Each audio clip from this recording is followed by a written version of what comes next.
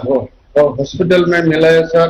वो हॉस्पिटल में जितना बुरा लोग आके जो पूर्ण सहकार्य सर, जितना ये सुंदर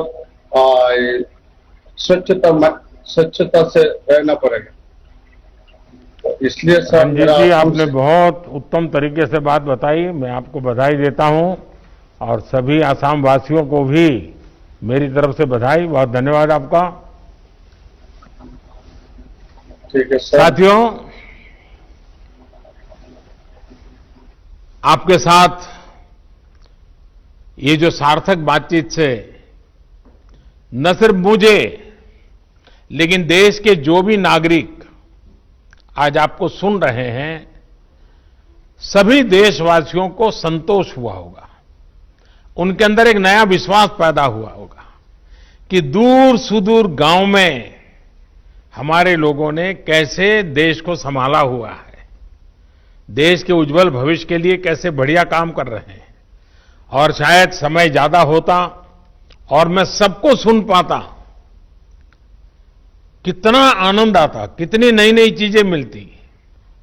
लेकिन मैं जब लाखों की तादाद में पंच सरपंच मेरे सामने हैं, इस टेक्नोलॉजी के माध्यम से जुड़े हैं, भले ही मैं आप सबको सुन नहीं पाया हूं, लेकिन जिन कुछ अपने प्रधानों ने अपने अनुभव बताए, उसमें एक प्रकार से आपकी भावनाएं प्रकट हुई है।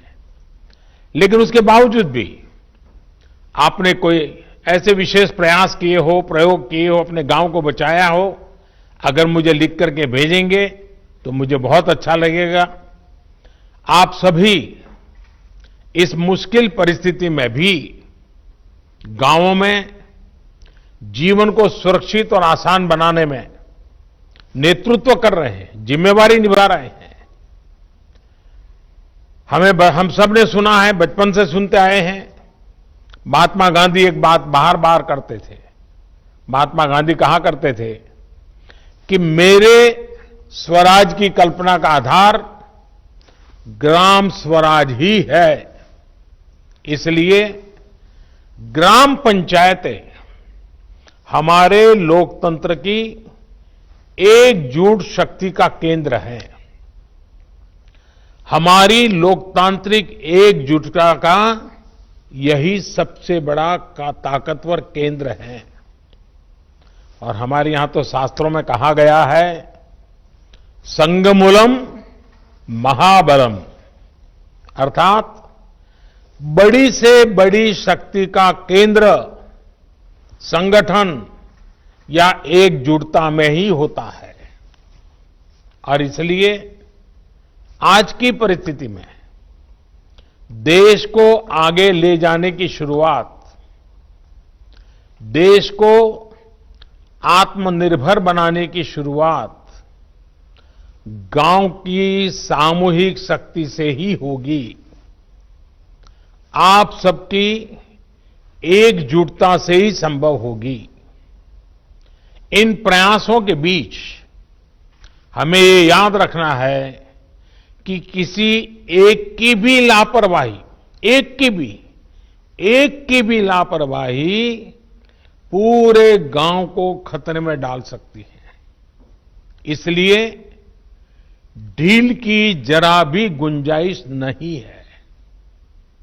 गांव में सैनिटाइजेशन अभियान हो,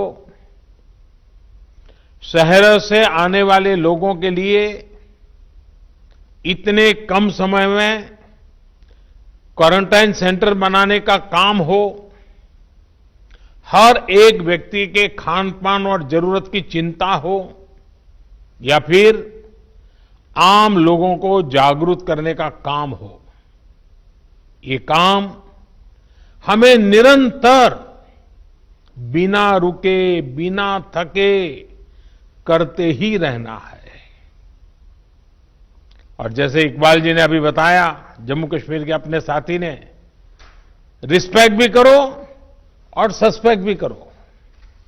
मैं समझता हूं गांव में बुजुर्ग, दिव्यांग या फिर बीमार लोगों की सबसे पहली पहुंच उसको कुछ भी कठिनाई होगी तो पहले आपके पास आएगा। इसलिए सबसे पहला समाधान भी गांव के पंच और गांव के प्रधान के पास ही होना चाहिए।